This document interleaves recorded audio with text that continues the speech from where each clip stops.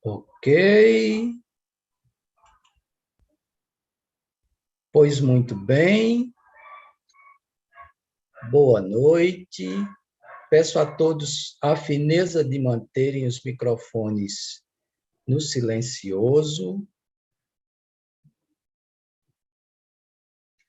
Então, nós estamos na introdução, nós já estamos considerando o material do livro.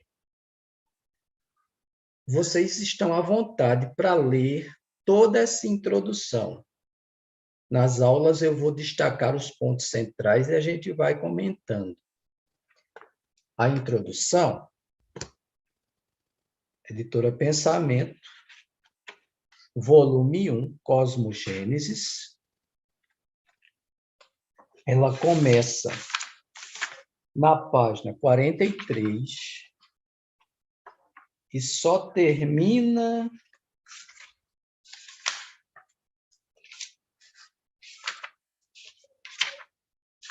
na página 68. Nós vamos considerar daqui para julho a introdução e o proêmio. Depois eu faço uma sugestão para que vocês continuem, ou sozinhos ou em pequenos grupos, a fazer o estudo. Tá bom? Então, na introdução, a senhora Blavatsky, ela começa explicando um equívoco cometido pelo senhor Alfred Percy Sinnett ao lançar um livro seu, intitulado Esoteric Buddhism, traduzindo para o português, Budismo Esotérico. Livro este que encontra-se esgotado.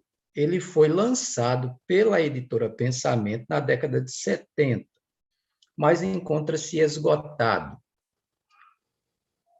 Os direitos desses livros da editora Pensamento, até onde eu sei, de alguns deles, são hoje da editora Teosófica. Se a editora Teosófica tiver como reeditar e publicar para a gente, em português, novamente, Budismo Esotérico, nós teremos acesso. Mas o que aconteceu? Aconteceu que o senhor Sinnett, ele chamou todo o conhecimento que Madame Blavatsky estava sendo usado pelos dois mestres, Kuthumi e Moria, para trazer de volta à tona e divulgar novamente no Oriente e no Ocidente, ele passou a chamar esse conhecimento de budismo esotérico. Foi um erro. Madame Blavatsky passou a explicar. Porque não era budismo no sentido do sistema filosófico, moral e ético ensinado pelo senhor Gautama Buda. Nem mais era esotérico, porque muitas das coisas já eram de amplo conhecimento, já estavam sendo mencionadas em Isis Sem Véu desde o ano de 1876. O livro Budismo Esotérico é do ano de 1883. Já estavam sendo mencionadas no The Theosophist desde 1879.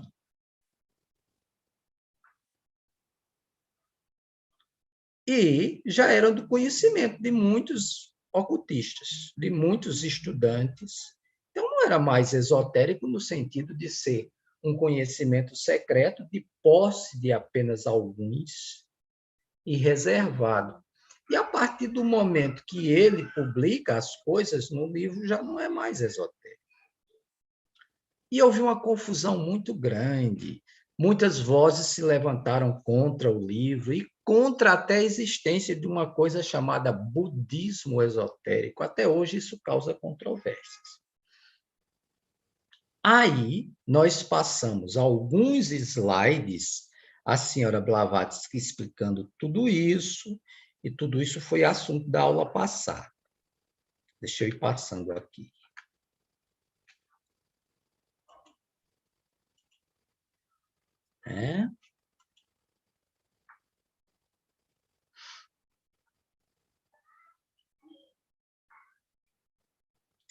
Aí nós explicamos, aqui eu melhorei o slide, coloquei até uma ilustração que faz referência ao Senhor Buda, iluminado, e seus discípulos mais próximos e os outros discípulos. E o tipo de budismo a qual o senhor Sinnett se referia era uma alusão a uma faculdade que nós temos.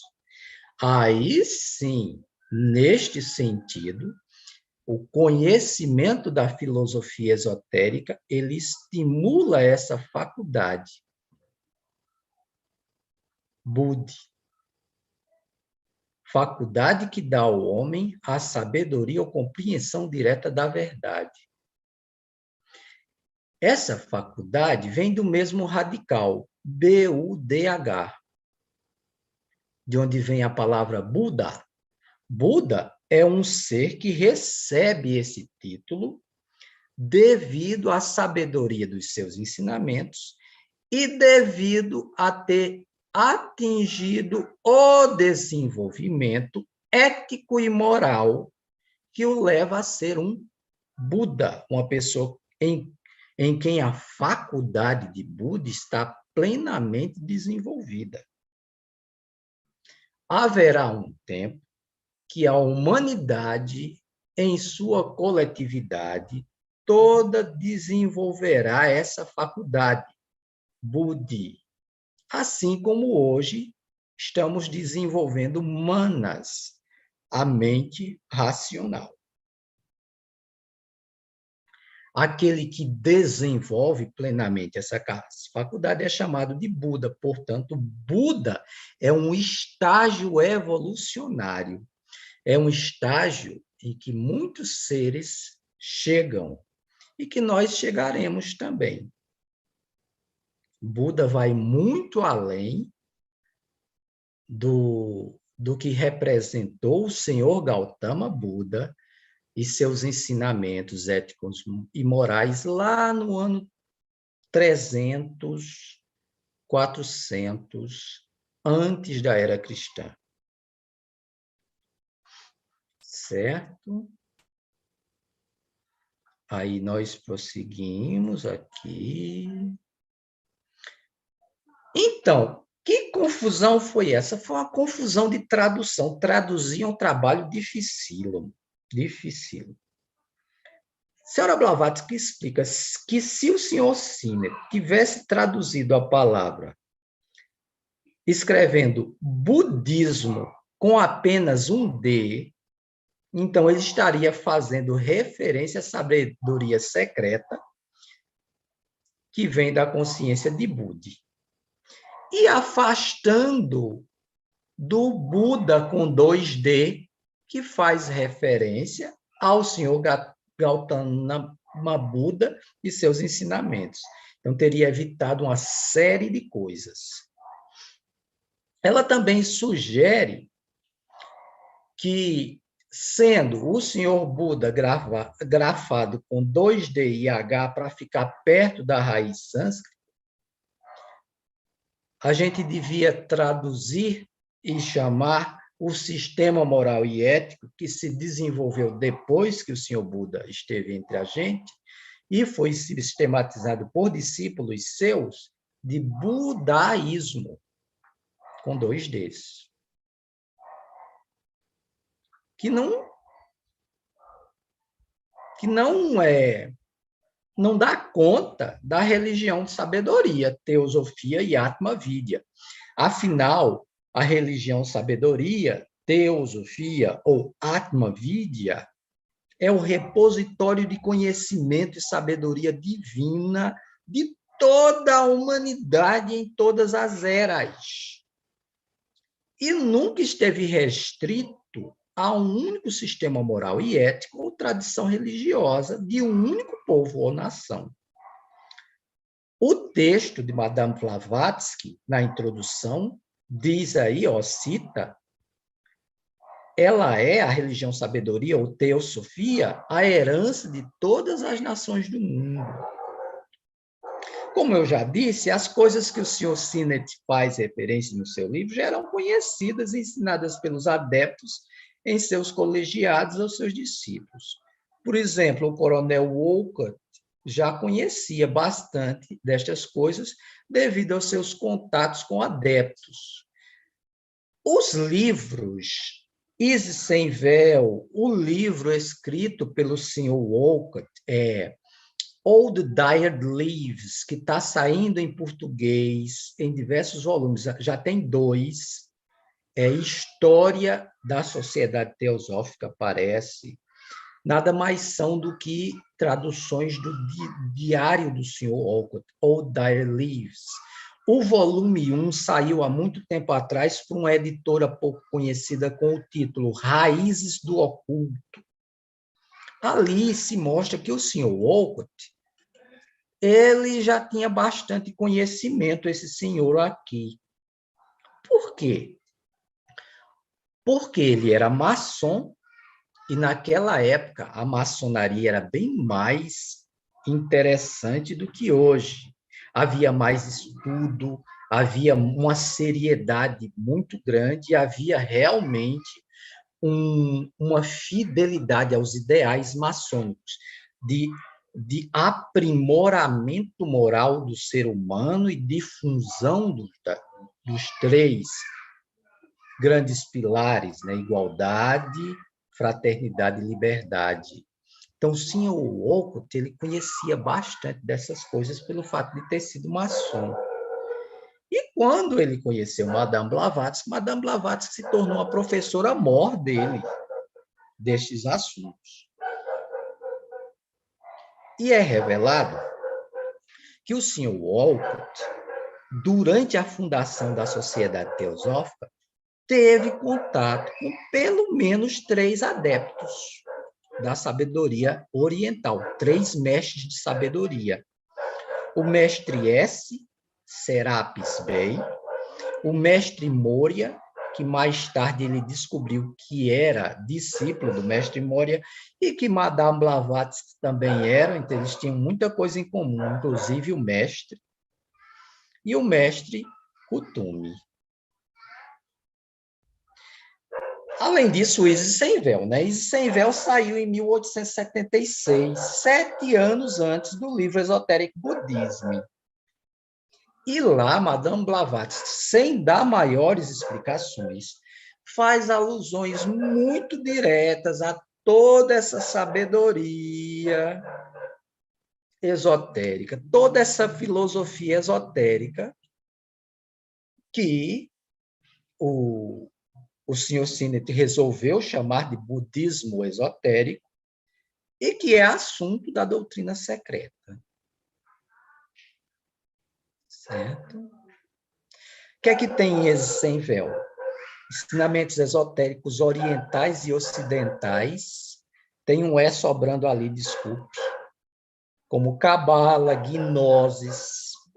Madame Blavatsky sempre mostrando a raiz única de todos esses ensinamentos e mostrando que a sabedoria chinesa antiga veio da mesma fonte também, a sabedoria egípcia também veio da mesma fonte, a sabedoria caldeia e babilônica veio da mesma fonte, a sabedoria zoroastriana, persa veio da mesma fonte.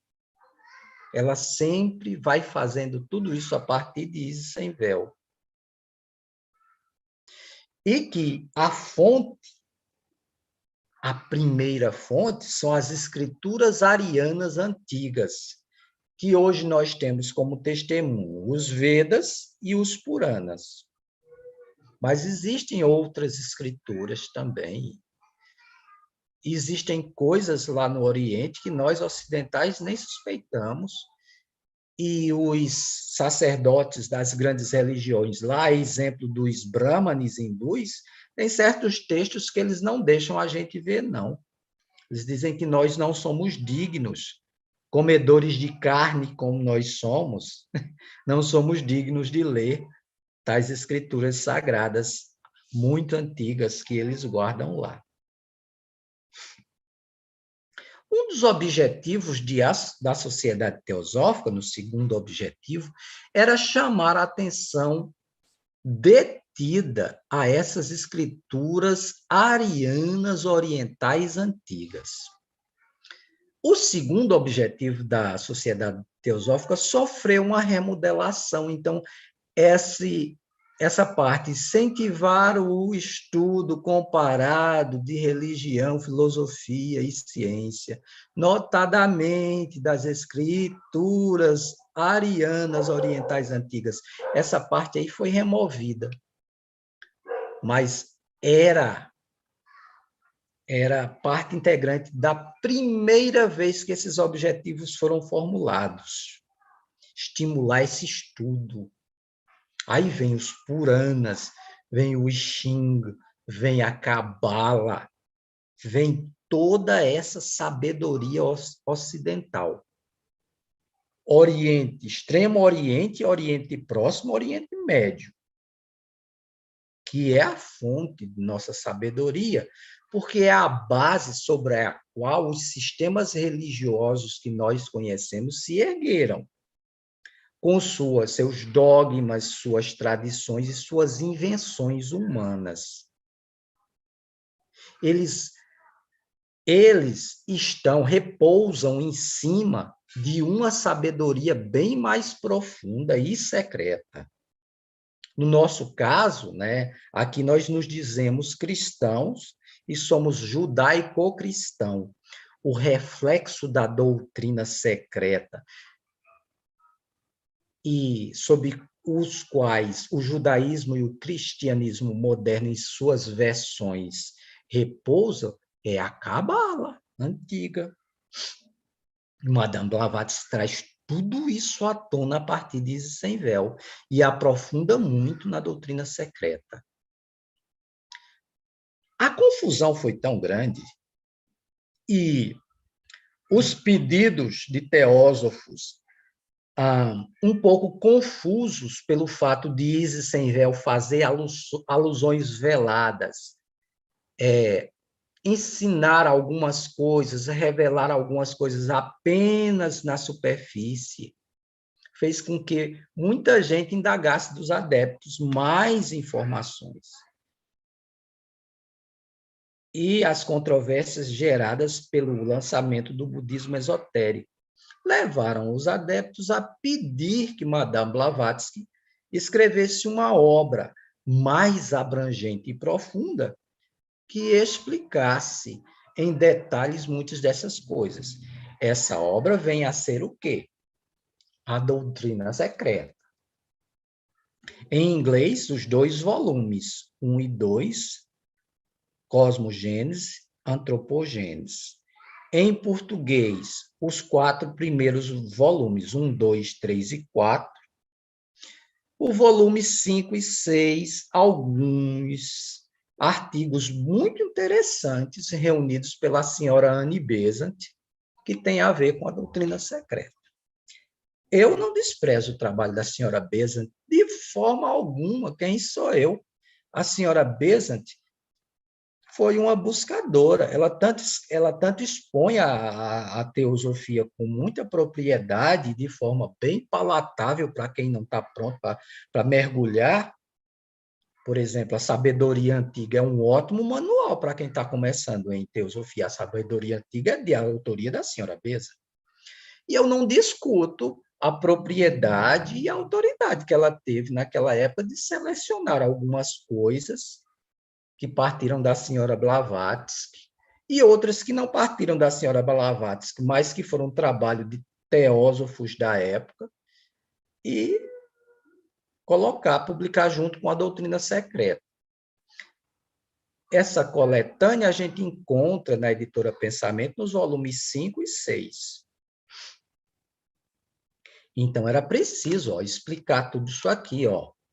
Aqui a sabedoria oriental antiga, a yoga, a Ayurveda, os Vedas e sua profundidade. No Ocidente, a Cabala. Depois, a alquimia, e a gnosis.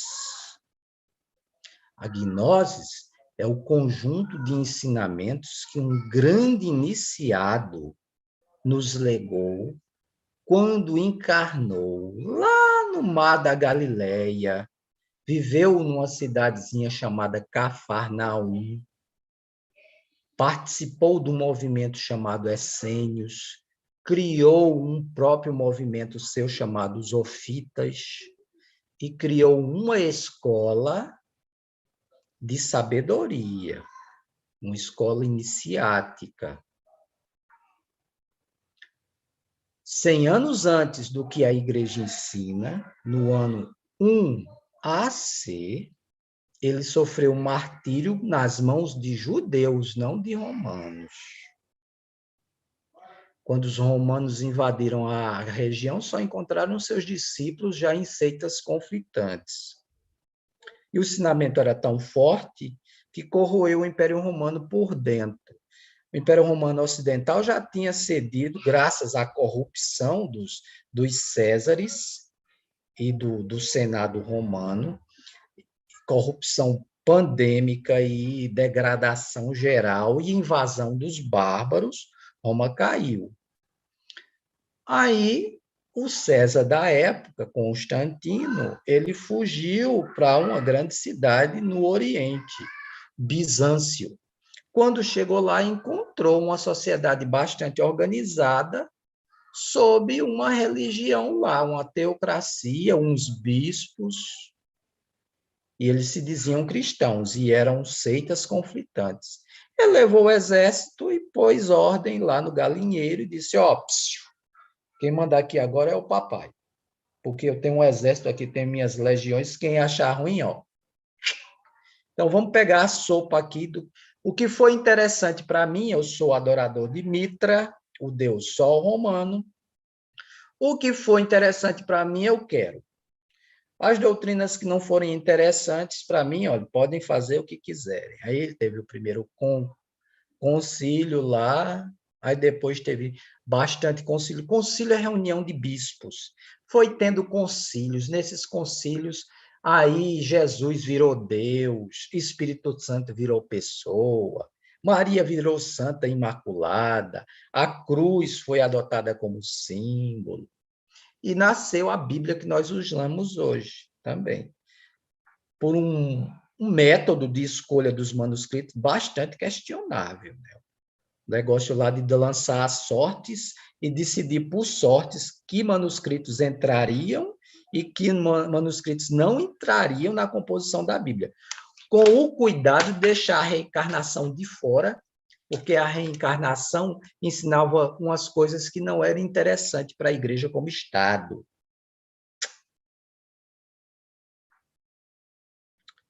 Mas, tudo isso à parte, sobrou a gnosis cristã, viu? Que é um caminho espiritual, porque Jesus Cristo, o Jesus histórico, não o Jesus Cristo romano, o Jesus histórico, o mestre Jesus, é um membro destacado da hierarquia oculta. E naquela época ele fundou uma escola e ele tinha discípulos. Então, a doutrina secreta ela vai conciliar todos esses sistemas, viu? E muitos outros. Aqui tem pelo menos 4. O hinduísmo, o brahmanismo, o jainismo, o budismo antigo, a cabala, a gnosis cristã, a alquimia, etc, etc, etc. A doutrina secreta concilia todos esses ensinamentos porque mostra a sua base comum, ao mesmo tempo que mostra o que são construções humanas que foram atreladas aos ensinamentos e resultaram em religiões conflitantes e antagônicas. Porque a base é a mesma. Mas os homens, ao seu bel prazer, imbuído de seus preconceitos, de seus conceitos, do desejo de poder e autoridade, aí vamos lá para os filósofos iluministas. O homem é o lobo do homem. Então, a fim de dominar, a fim de criar poderes, construíram religiões, castas sacerdotais, pontífices, sacerdotes assalariados, para dominar sobre o povo. Aí haja superstições, haja deturpações, haja pegar ensinamentos antigos e dar uma nova roupagem, a fim de infligir medo e pavor nas pessoas, para que, através de crenças limitadoras e obscuras, as pessoas vivessem num maniqueísmo que as impede de pensar por si mesmas, e ficam dependentes dessas castas assalariadas e destas religiões. A filosofia esotérica nada faz disso. A filosofia esotérica coloca tudo no seu devido lugar. Por isso que ela é perigosa do ponto de vista das religiões organizadas. E ninguém vai esperar que uma religião organizada em sua sã consciência vá estimular esse tipo de estudo que a gente faz aqui, não, viu? Muito menos a doutrina secreta. Madame Blavatsky, até hoje, é muito perseguida pelas autoridades eclesiásticas, que não aprovam de forma alguma o conteúdo dos ensinos da teosofia. Eles dizem coisas muito interessantes sobre a teosofia, só que não, viu? Porque eles não querem que ninguém se aproxime. Porque se aproximou da teosofia, abre o olhinho, ó, começa a pensar por si, e é o fim do domínio dessas castas sacerdotais, dessas religiões dogmáticas e ortodoxas sobre nossa mente. Nós somos livres, livres pensadores. Nós podemos aprender uma ética muito superior que nos habilita a sermos seres morais, éticos e fraternos, e ainda assim não pertencer a credos dogmáticos. É como se, de repente, a gente cumprisse uma profecia que está lá na Bíblia, no livro de Jeremias, onde o Deus lá da Bíblia se queixa que a lei deles, escrita em pedras por Moisés, foi infligida e que os mandamentos de Moisés foram desobedecidos. E ele promete que escreveria, mas dessa vez nos corações das pessoas, suas leis. É lindíssima essa parte do profeta Jeremias. A teosofia consegue fazer isso, ela escreve nos nossos corações. Por quê? Porque ela coloca que é do nosso interesse sermos morais e éticos. Porque ela prova que a maioria do sofrimento que experimentamos e do sofrimento que observamos no mundo vem do egoísmo e da falta de ética com que vivemos mesmo. E que uma vida ética, moral, pautada por valores e princípios elevados, é a fonte da felicidade a curto, médio e longo prazo. E você começa a ser dirigido por dentro. Ei, o que eu faço conta, viu? E eu não preciso de vigia, não, viu? Eu não sou mais obrigado a fazer o bem só quando estão me olhando. Eu tenho que fazer o bem quando estão olhando para mim e quando não estão. Porque eu sei a diferença. E sei que fazer o bem está nos meus melhores interesses. Mas chega, né, professor? Vamos avançar um pouquinho. Então, gente, ó, lá pela uma página lá adiante, ela começa a explicar alguns termos derivados de Bud, do sânscrito, B-U-D-H. Ela explica que Bodha é a posse inata da inteligência e entendimento divinos. Como essa faculdade aqui de entender as coisas como elas são, de ver o que está por trás das ilusões que nossa mente e nossos desejos criam. Buda, 2DHA, aquisição pelos esforços e méritos pessoais da mesma inteligência divina que coloca em operação o pleno sexto princípio da Constituição Centenária do Homem, libertando das amarras do sofrimento e da roda dos nascimentos e mortes, elevando-o à condição de Buda, um ser iluminado que atingiu o Nirvana. Então, é uma classe de seres hoje que auxilia na nossa evolução, mas é irremediavelmente um estágio que a humanidade como um todo atingirá num futuro distante, daqui a alguns evos de tempo, uma humanidade gloriosa, onde todos serão dotados da faculdade Budi, plenamente desenvolvida, assim como hoje estamos desenvolvendo manas ou a mente. Acontecerá. Budi, o referido do sexto princípio, é a faculdade de conhecer. Conhecer como? Ter acesso à verdade, à realidade absoluta por trás do universo manifestado. Percepção da unidade fundamental de tudo que existe no universo. Amor e sabedoria em conjunto, porque quando o Budi desperta, a gente já se enxerga como um com todos os outros. A gente começa a perceber que a consciência que está em nós é una e que está em nós de forma individualizada só a fim de se desenvolver. Que, na verdade, não existe separação, somos todos um mesmo fluxo de consciência divina. Daí nasce o amor, nasce a sabedoria, nasce a fraternidade genuína.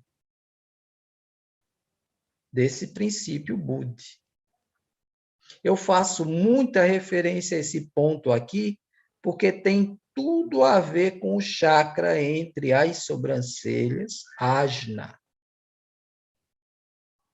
O chakra azul índigo. Esse chakra está muito relacionado ao desenvolvimento de Budi.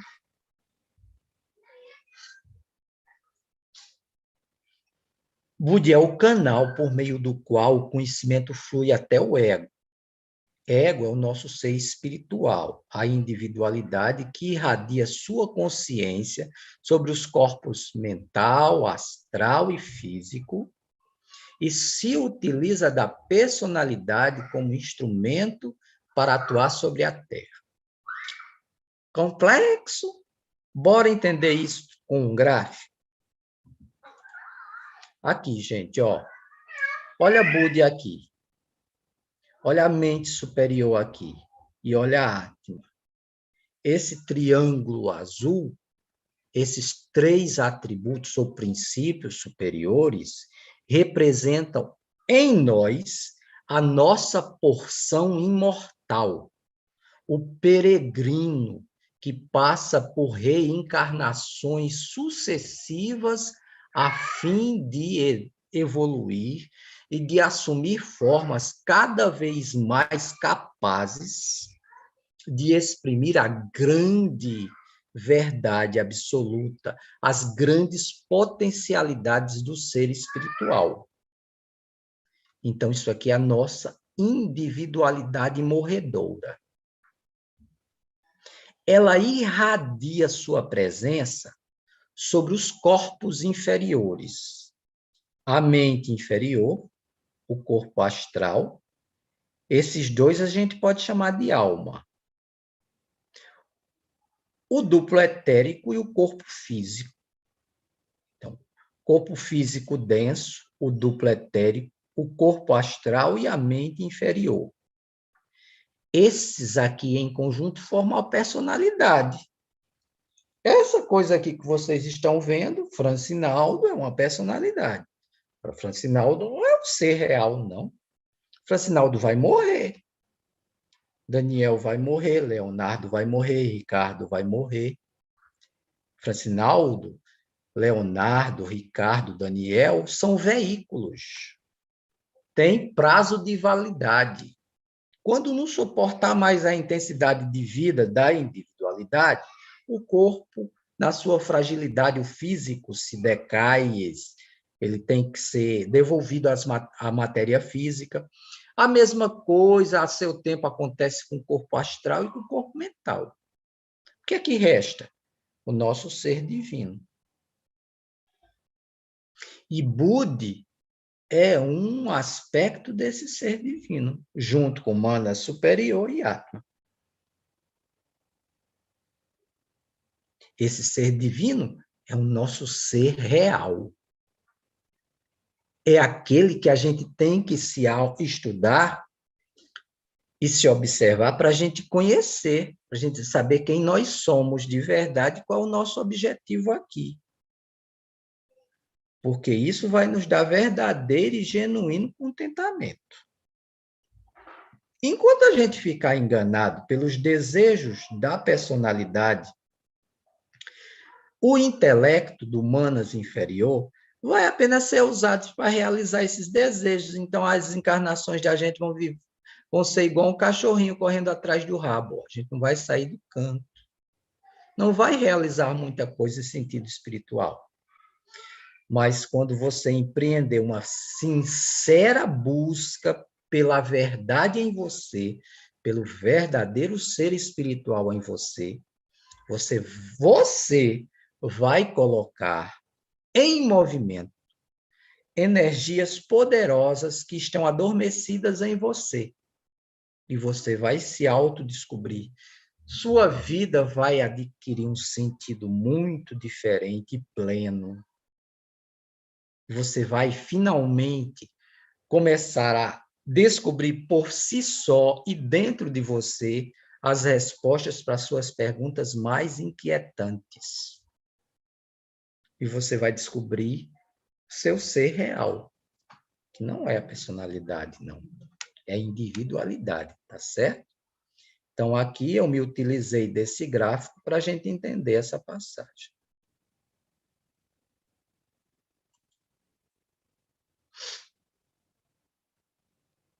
Budi também nos dá o conhecimento, o verdadeiro conhecimento. Budi nos dá a possibilidade de conhecer as coisas como são, não coloridas pela emoção e não consignadas aos esquemas e imagens do intelecto.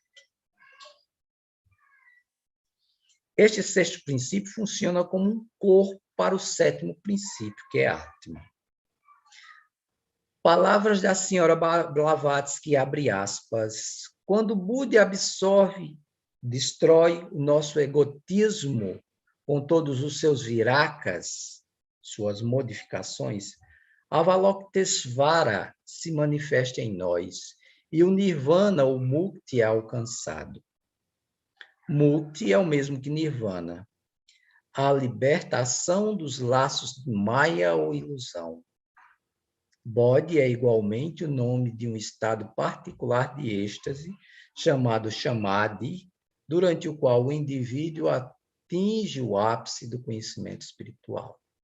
Então, existem muitas correlações entre budismo e yoga e budismo. Né? Tá aí alguns termos derivados dessa raiz sânscrita, B-U-D-H, e que a gente encontra ao estudar filosofia esotérica.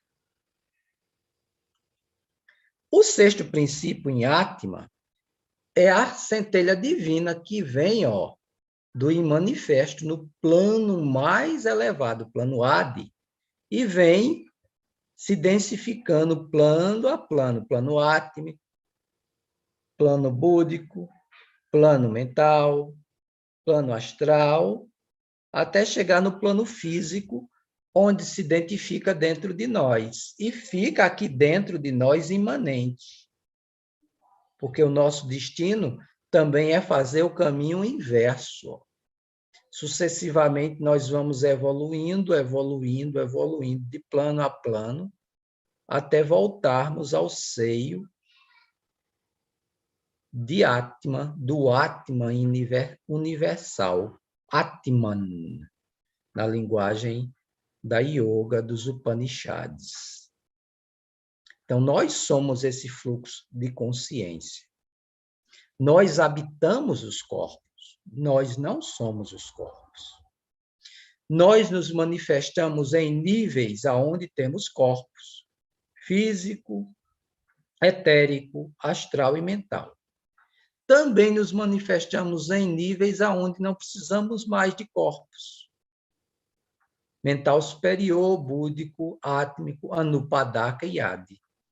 Lá, como mônadas, nós prescindimos de coisas como corpos. Certo? Então, esse fluxograma aqui, que pode ser encontrado na obra Autocultura à Luz do Ocultismo, do Sr. Taimni, tem isso aqui, tem explicações, explica a gente, é como o fluxo de consciência oriundo de Atman, possuindo dentro de nós, hospedado na caverna do coração, simbolicamente, o princípio Atman, a vontade espiritual.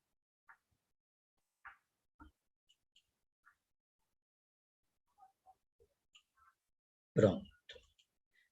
Assunto novo, finalmente. Ignorantes. Assim, a senhora Blavatsky chama aqueles que rejeitam os ensinamentos da filosofia esotérica por causa da tradução equivocada de um termo usado para definir os conhecimentos revelados. Em seguida, ela destaca as capacidades desta filosofia esotérica ao fornecer instrução aos buscadores da verdade. Ela fala pelo menos de 5 coisas num parágrafo bem longo, bem denso. Primeira coisa, a filosofia esotérica, teosofia, Atma Vidya, é capaz de resistir ao materialismo crasso que tem atacado tudo que o homem tem de mais caro e sagrado e que se disseminou no mundo a partir do século XIX, e que tem sido a ordem do dia nos meios acadêmicos do mundo desde aquela época. Tão lembrados da carta do Mahashohan, aquela mesma corrente materialista, tá certo? É preciso a filosofia esotérica para a gente não ceder essa corrente materialista, porque ela nos animaliza a partir do momento em que ela se vale da teoria darwinista para dizer que nós somos simplesmente animais que pensam. Então, agora vale tudo. É a lei dos mais fortes. Cobra engolindo cobra. E o resultado é essas guerras, destruição do meio ambiente, e esses modos de produção que escravizam a maioria do povo para dar opulência e lucro a um pequeno grupo de pessoas. Tudo isso é o materialismo crasso. E esse materialismo crasso, ele não admite a ideia de sagrado, de jeito nenhum. A ciência, ela passa a assumir áreas de religião.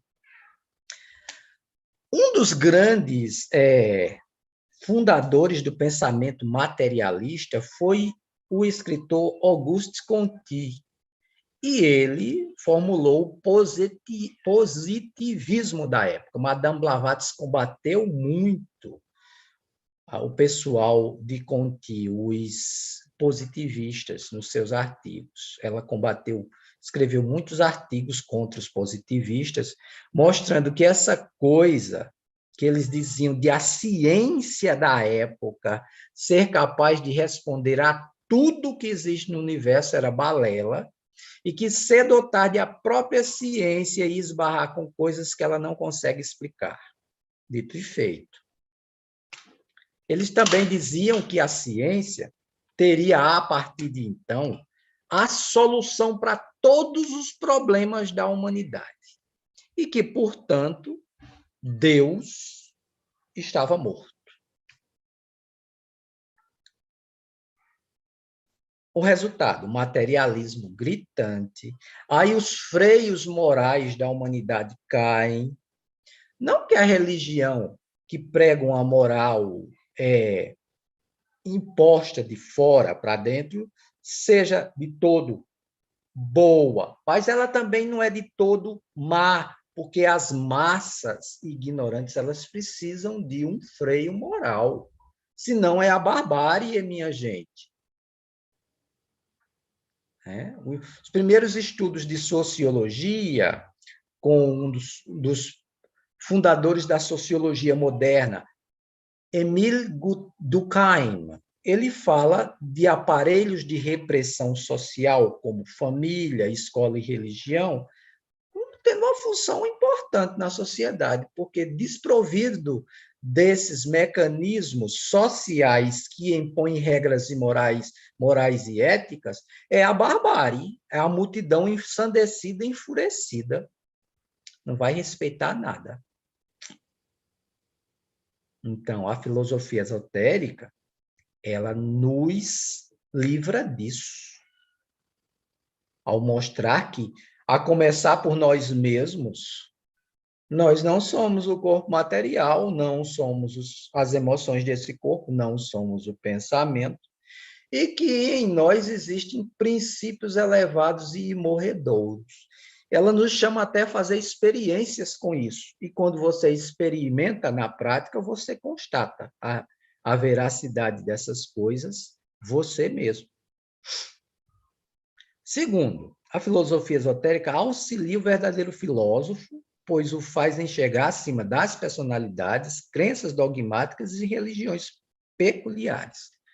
Sim, a filosofia esotérica, ela reúne todos os sistemas filosóficos, religiosos, científicos, arcaicos e modernos, e nos ajuda a ver o quanto tem de ego humano nestas coisas. E onde a sabedoria genuína se mistura com essas coisas e sofre desvirtuamento.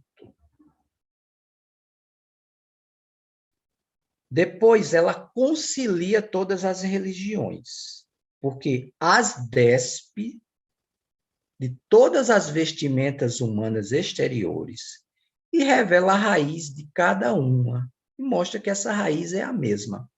Um conhecimento arcaico que revela as potencialidades do homem, as qualidades setenárias do homem, a antiguidade remota do homem e a antiguidade ainda mais remota do universo manifestado. E um universo que está em evolução pelo processo chamado emanações. Esse universo emana de tempos em tempos de um ponto absoluto incognoscível, depois se recolhe a esse ponto só para emanar novamente num movimento contínuo e infinito. Mas essa evolução se dá em espiral, de forma que entre emanações e emanações, as formas que o universo se manifesta são sempre superiores. Existe sempre um eterno progresso em direção a coisas cada vez mais grandiosas. E nós estamos no meio deste processo agora mesmo, aqui no planeta Terra. Ponto 4. A filosofia esotérica ela prova a necessidade de um princípio divino e absoluto na natureza. Portanto, não nega a divindade, mas aponta para aquele princípio. Ein, a negatividade, o absoluto abstrato. Primeira menção da senhora Blavatsky, a Cabala, Ein. Ein, negatividade, no sentido de que eu só posso negar. Não é. Esse princípio supremo absoluto não é nada do que minha mente pode conceber. Ein Sof, esse princípio, ele é ilimitado. Logo, ele não cabe na minha mente, que é limitada. Eu terei que evoluir muito a fim de compreendê-lo daqui a muito, muito tempo. Ein Sof All. Esse princípio se manifesta, quando se manifesta de forma prática, ele vem como uma luz ilimitada que vai dando origem aos planos da natureza, aos seres, às hierarquias e a tudo que existe na natureza, combinando, por exemplo, aqui com o planetinha Terra e conosco. É desses três véus ilimitados que emana a primeira grande cefira e as três grandes cefiras, fazendo a trindade divina. E dessas três, as hierarquias que formam o universo material, conforme representados na árvore da vida cabalística, que em seu devido tempo a gente vai comentar, porque quando a gente estiver no proêmio, na parte em que ela explica as emanações, eu vou me valer da Cabala para tentar fazer com que se torne mais compreensível. Porque o conhecimento da Cabala me auxiliou muito a compreender o processo de emanações que ela já começa a falar no proêmio. Tá bom?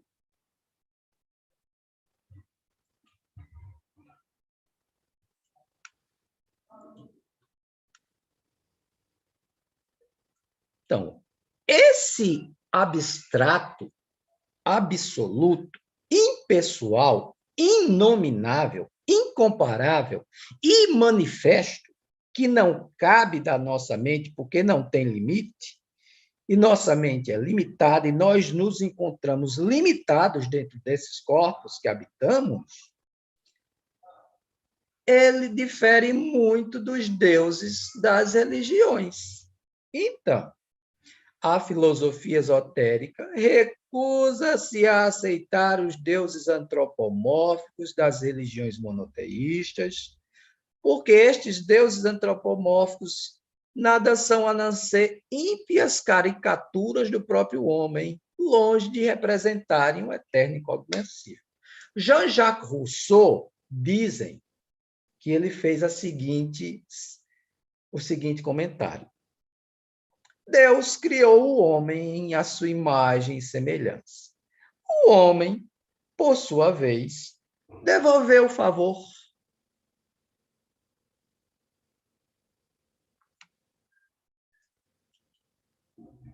Então, o que foi que Rousseau quis dizer com isso? Deus criou o homem à sua imagem e semelhança. O homem, por sua vez, lhe devolveu o favor.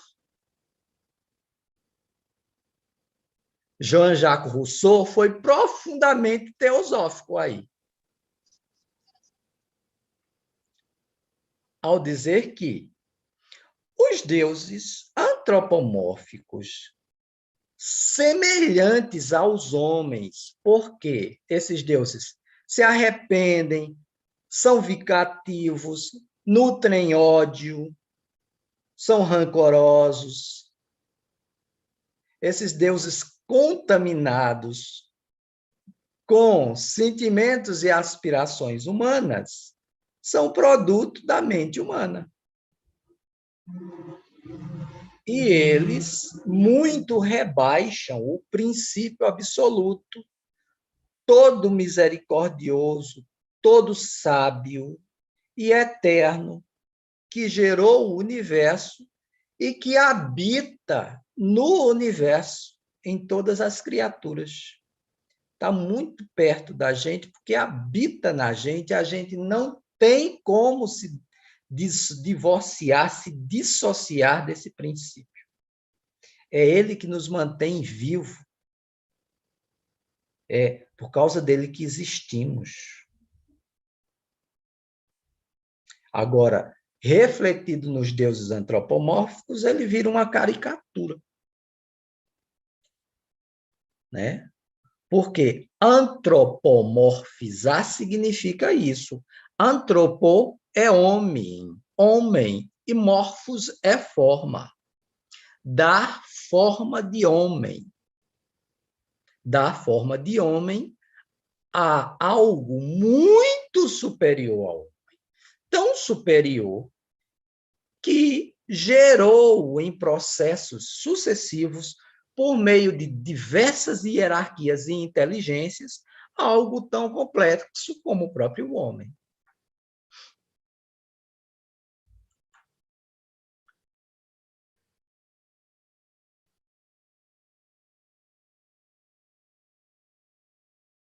Vale a pena ou não vale a pena a gente gastar um tempinho com a filosofia esotérica?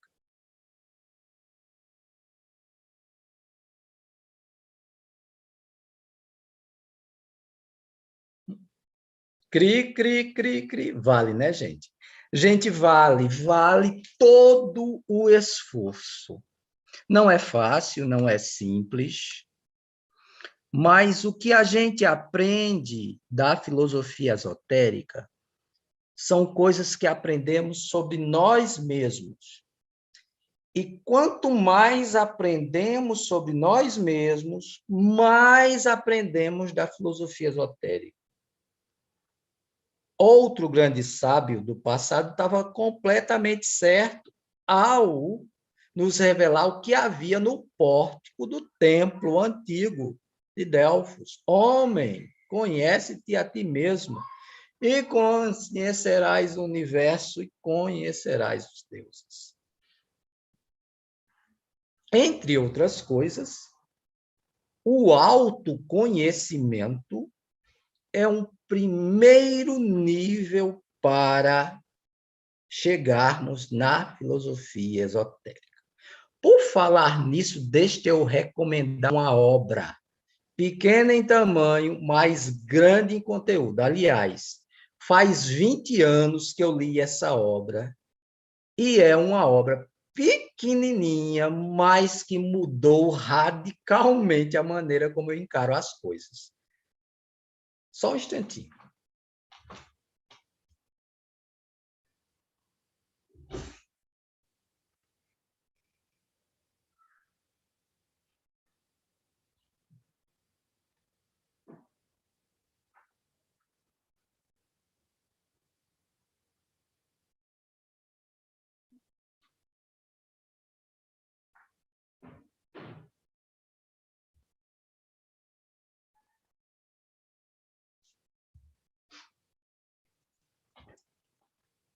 Trata-se de algumas palestras da senhora Rada Bournier, que foi presidente da Sociedade Teosófica por muito tempo.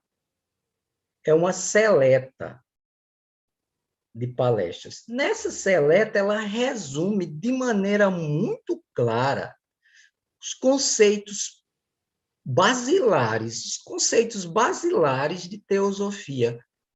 Coisa muito básica, muito clara, explicada em linguagem muito acessível, porém com toda a profundidade. É para ler e meditar.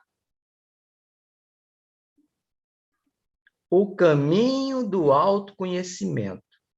Rada Bournier.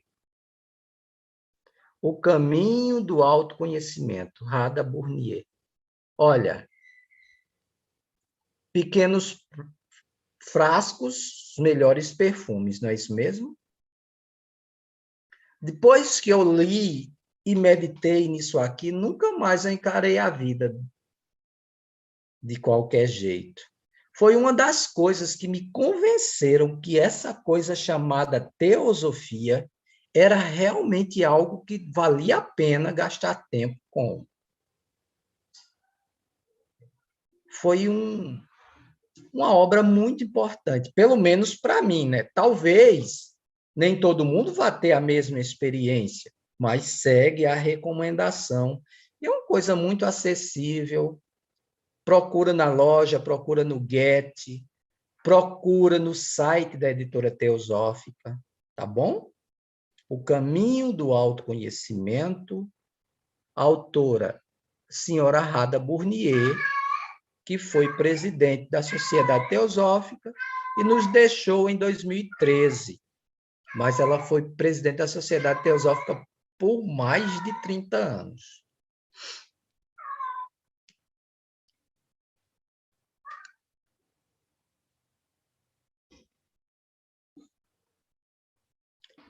Muito bem.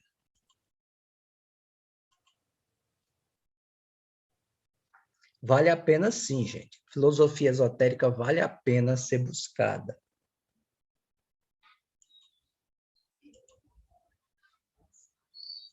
Muito bem. Aí, ela passa a explicar uma outra razão pela qual a tradução budismo esotérico, para se referir aos conhecimentos contidos na sabedoria esotérica, foi equivocada. O termo budismo esotérico deixa a desejar porque os ensinamentos expostos pelos Mahatmas em Isis Sem Véu, em suas cartas e em A Doutrina Secreta, abrangem as doutrinas esotéricas do mundo inteiro, não só as do budismo. E com relação ao budismo, o senhor Gautama Buda, ele não se preocupou diretamente, ele não se ocupou diretamente, melhor dizendo, desses ensinamentos, porque o objetivo imediato dele eram os ensinamentos puramente filosóficos e a ética pura, que, se seguida, leva o homem a mitigar o sofrimento e gerar a bem-aventurança para si e para todos os seres. Foi a isso que ele se propôs nas 4 nobres verdades: revelar um caminho que pode levar qualquer pessoa gradualmente a mitigar o seu próprio sofrimento. Porque uma das coisas que o senhor Buda constatou é que o homem sofre e clama a deuses surdos, que parecem não resolver. Porque constatou o senhor Buda que só existe salvação no homem mesmo. Para o homem, só existe salvação no próprio homem, porque o homem é o próprio causador de seu sofrimento, se não nessa existência, em existências anteriores.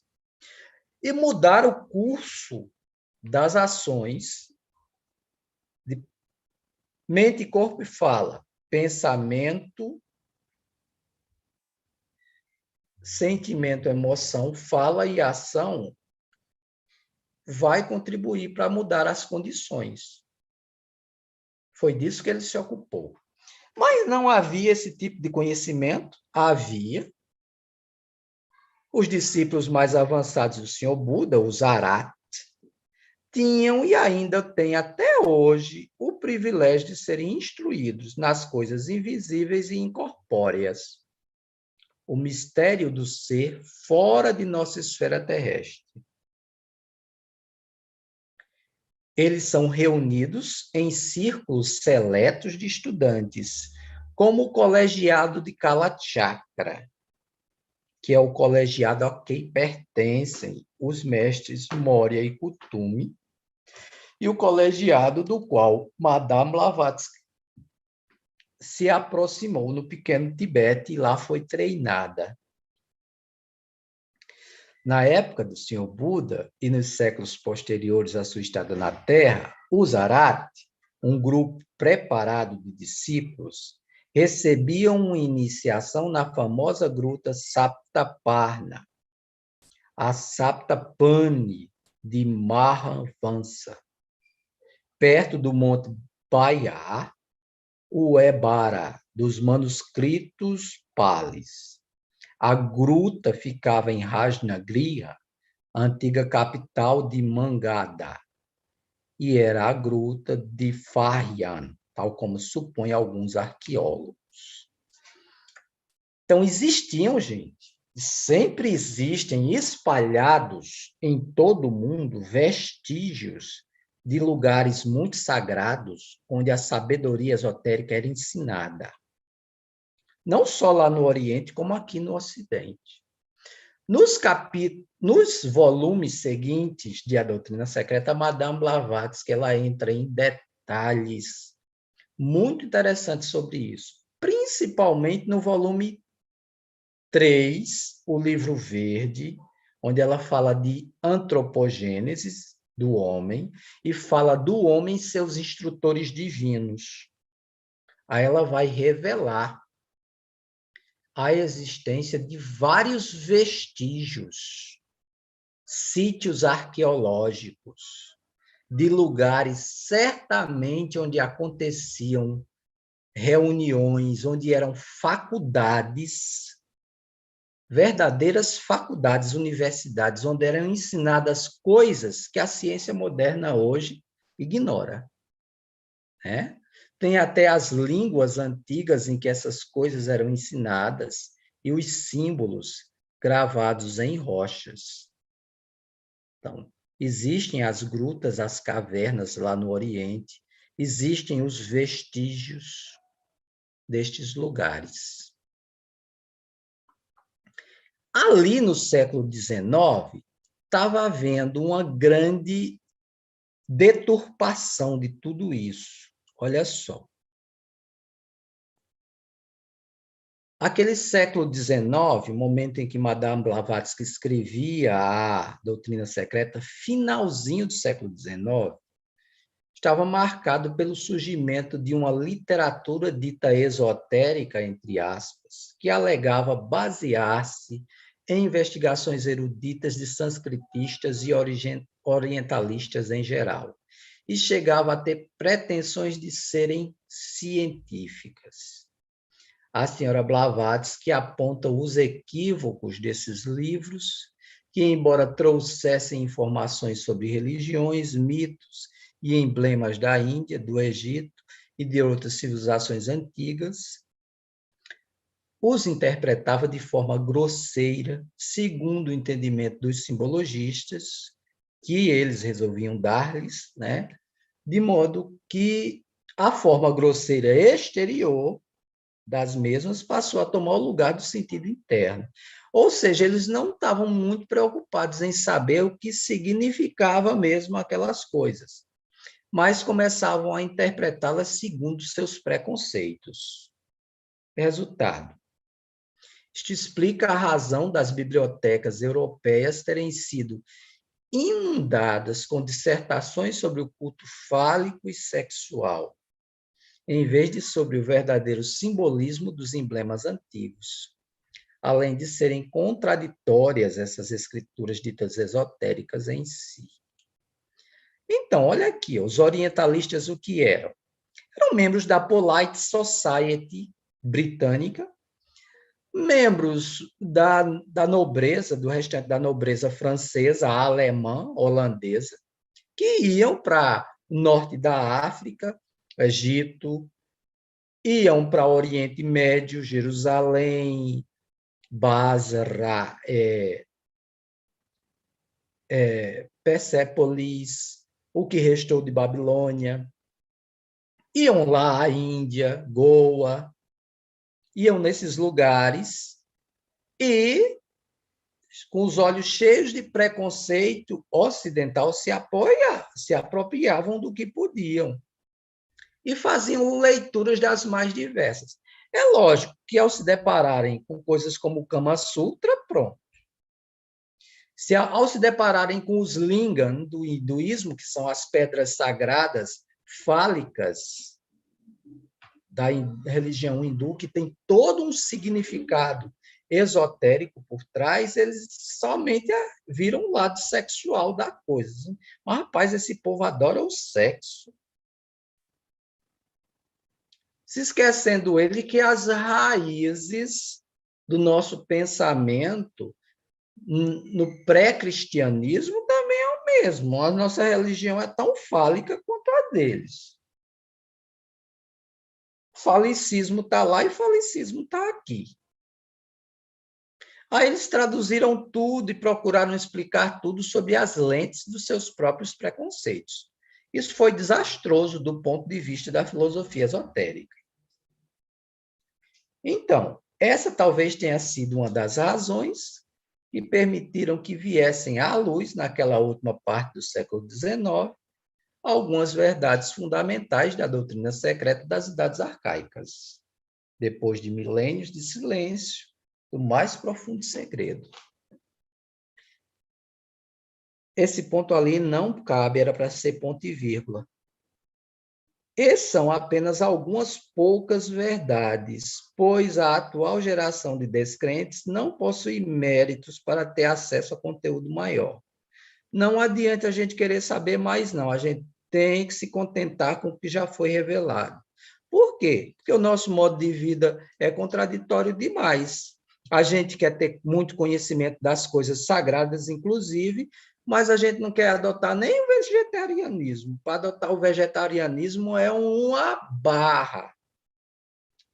Para adotar uma vida de yoga verdadeiro, Raja Yoga, meditação, contemplação, continência, aí pior ainda.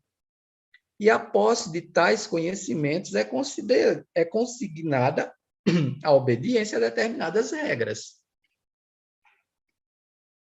Por quê? Porque tem certas coisas que só nos são reveladas no estado de mente calma e tranquila.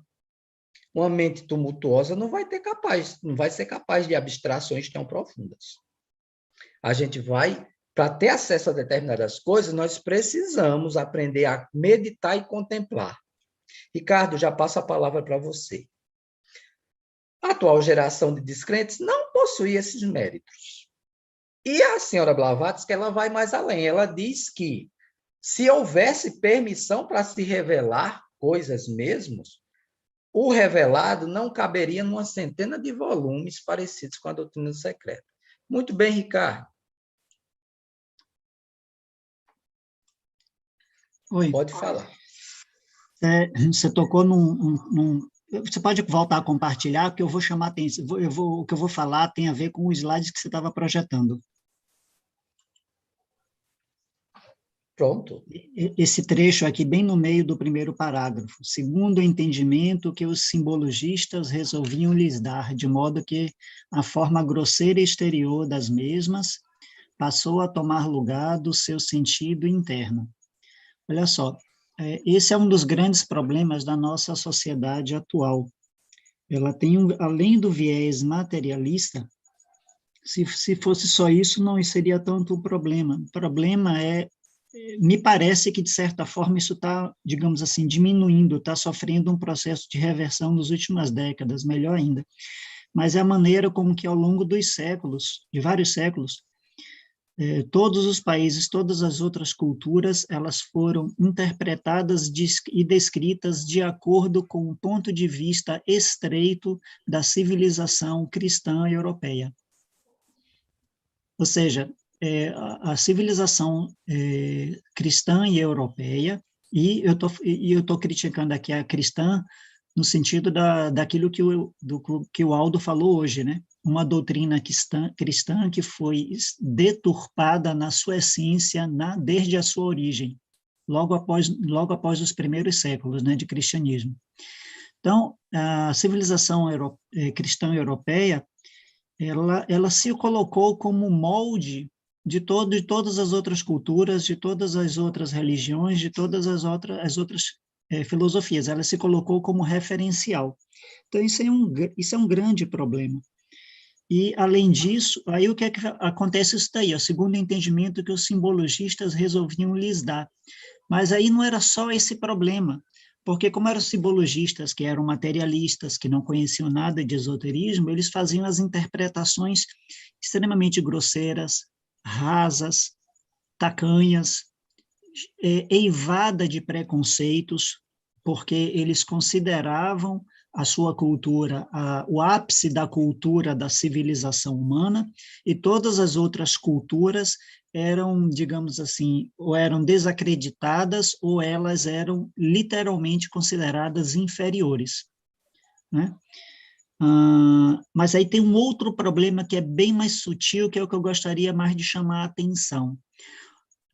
Durante o período da Inquisição, muitas que houve aquela repressão enorme, né, a pessoas que pensavam diferente, a pessoas que agiam de maneira diferente, pessoas que buscavam outras fontes de informação, eles perceberam que a repressão bruta não funcionava, porque as pessoas sempre encontravam algum modo de fugir ou de escapar dessa prisão, digamos assim, né? E o que que eles perceberam? Quando é para combater certas ideias, o melhor não é queimar os livros, mas sim distorcer a sua interpretação. É isso que eu gostaria de chamar muito a atenção. Então, tem pessoas... Desculpe, Ricardo. Tudo bem. Tem pessoas que sim, esse é uma interpretação meu sobre essa época. Tem pessoas, sim, que eram simbologistas, que eram pessoas com cultura, mas eram pessoas inteligentes, com formação acadêmica na época, mas eram pessoas com cultura rasa. Então, eles interpretavam esses símbolos, esses ensinamentos esotéricos de maneira curta, rasa, tacanha, mas outros faziam essas interpretações rasas, essas interpretações preconceituosas, essas interpretações extremamente deturpadas, que era exatamente para chocar tanto a população, porque aí a população, com aquele choque, ia dizer, não, isso aqui não presta, não tem como prestar, não tem como ter alguma coisa de positivo nesse conteúdo, uma vez que tal autoridade está me mostrando isso, isso, isso, isso. Então, a melhor forma de combater não é você criar uma mentira, é que você criar uma meia-verdade. Isso está em voga hoje, hein? E como? E como? Fake news. Sim, E exatamente. graças à É essa a internet e questão. às redes sociais, está terrível.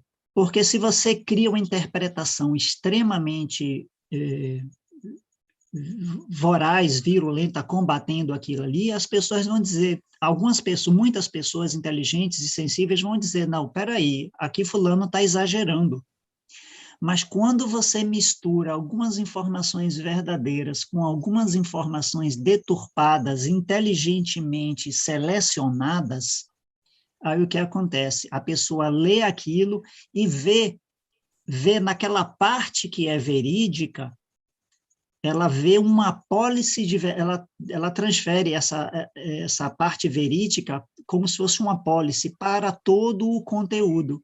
E aí quando ela chega na parte que é deturpada, a parte que é alterada, que é que ela toma a parte como todo. E aí o que acontece? Ela se desinteressa, desinteressa pela coisa. Então, eu penso isso, que algumas pessoas se interpretaram equivocadamente porque eram pessoas despreparadas, mas outras fizeram isso de caso pensado, como a gente diz no popular.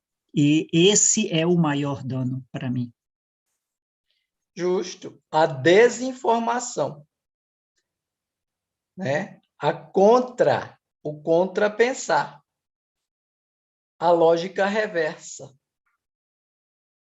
o uso do discurso pelo silogismo, pela falácia, pelo sofismo, a manipulação da verdade, tão combatida por Sócrates e motivo pelo qual ele se entregou à cicuta, porque disse ele que jamais ensinar desensinando dessa forma. Aldo, Está em voga hoje. Aldo, tive a ideia aqui agora para tornar o que eu falei ainda mais claro. Quando você conhece uma pessoa que se coloca como seu adversário, como seu combatente, como seu inimigo, você sabe porque ele fez isso publicamente. Então, você sabe o que esperar dele, você observa ele, você está atento às ações dessa outra pessoa. Mas o dano maior é provocado por um falso amigo.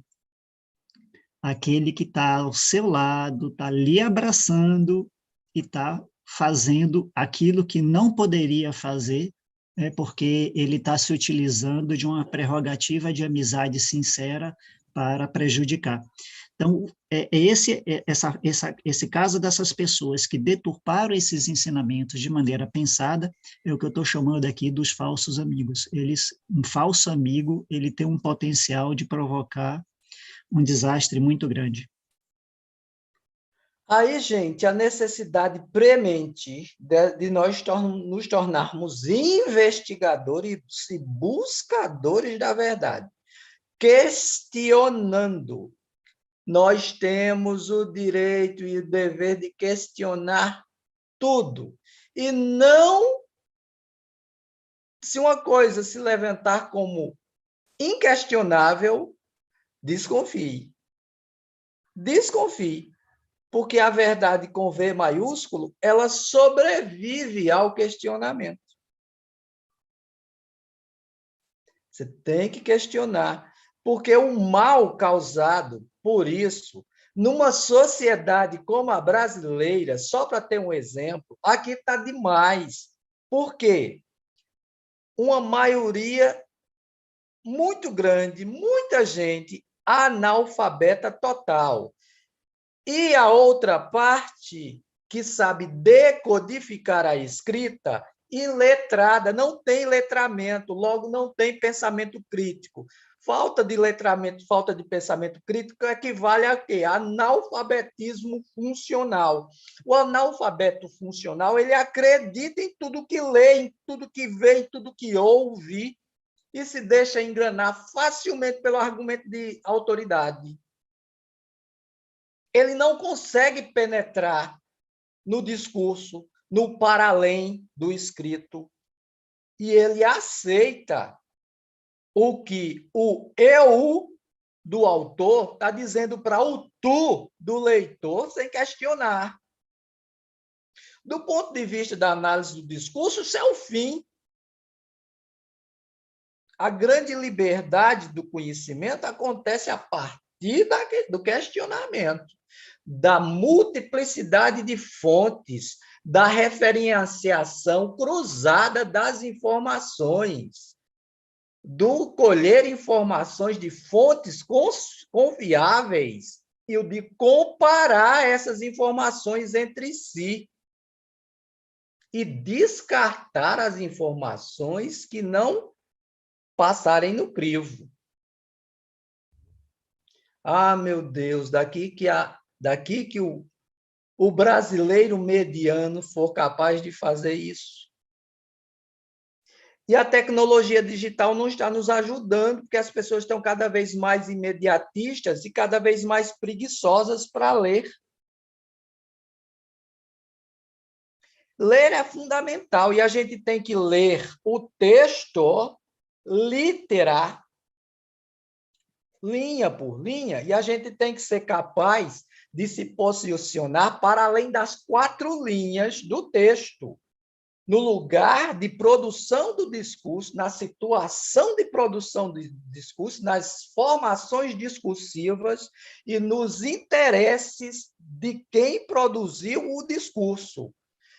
Quem diz uma coisa com intenção. Não existe um só discurso original e não existe neutralidade discursiva em absoluto. Todo discurso é filho de discurso pré-existente. Althusser, Péchet, Foucault, análise do discurso em linha francesa com força. Lacan, Freud, que é para a gente superar essas baboseiras que estão enfiando goela abaixo na gente. Madame Blavatsky parece uma visionária. Às vezes, lendo o texto de Madame Blavatsky, eu digo, meu Deus, essa mulher já estava praticando análise do discurso 200 anos antes de análise do discurso ser formulada.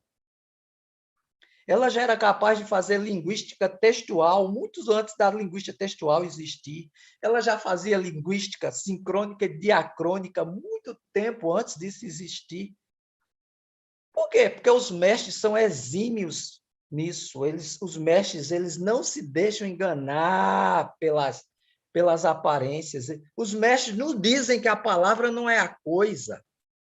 A palavra não é a coisa. Fora de contexto, nenhuma palavra tem significado. Uma palavra só tem sentido no contexto, e o contexto varia de acordo com o grupo social que usa a palavra. Então, o buraco é bem mais embaixo. E nisso a filosofia esotérica tem muito a nos ajudar, viu, minha gente? Muito. Ela nos ensina. A gente fica vivo, fica aguçado, desconfiado. E é muito bom ficar desconfiado. Porque aí, gente, a gente nunca mais come mingau estragado de seu ninguém. Muito obrigado, Ricardo. Sua contribuição foi inestimável hoje. Passamos do tempo. Então, eu entrego a palavra ao rapaz de Maceió, das Alagoas. É ele hoje ou é a moça bonita de Curitiba? Quem é dos dois hoje? Eu não me lembro. Quem foi na semana passada? Você está muito animada. Deixa ela falar. O microfone, Disseia. Eu disse que eu sou que nem aquele fiel escoteiro, estou sempre a postos, mas é a tia de Daniel. É Daniel a vez hoje. Então, bichinho, não tem boquinha, não. Nem se esconda. É você hoje que vai fazer o mantra.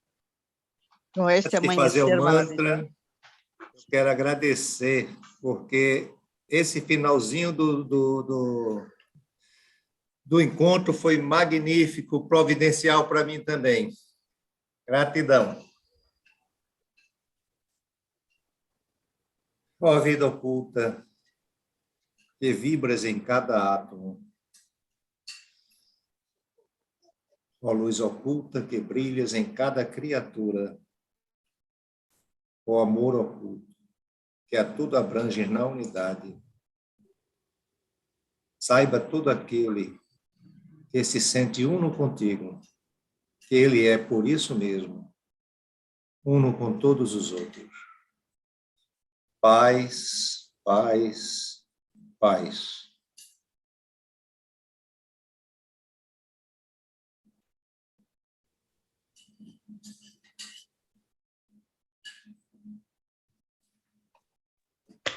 Pois é, pessoal, vicia, viu? Doutrina secreta vicia. Parafraseando. Nunca mais vão querer deixar de estudar doutrina secreta. Não mandei quererem. Parafraseando o Francinaldo, Nery, você hoje se superou. Foi.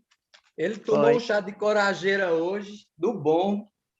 É verdade. Hoje, você subiu nas tamancas. Subir nas tamancas é ótimo. Elisa, quer dizer alguma coisa aí? Estava levantando a mãozinha? Não, estava só me espreguiçando aqui. Não, tá tudo certo. Ah, tá bom, tá certo. Então, minha gente, tchau, que a gente não...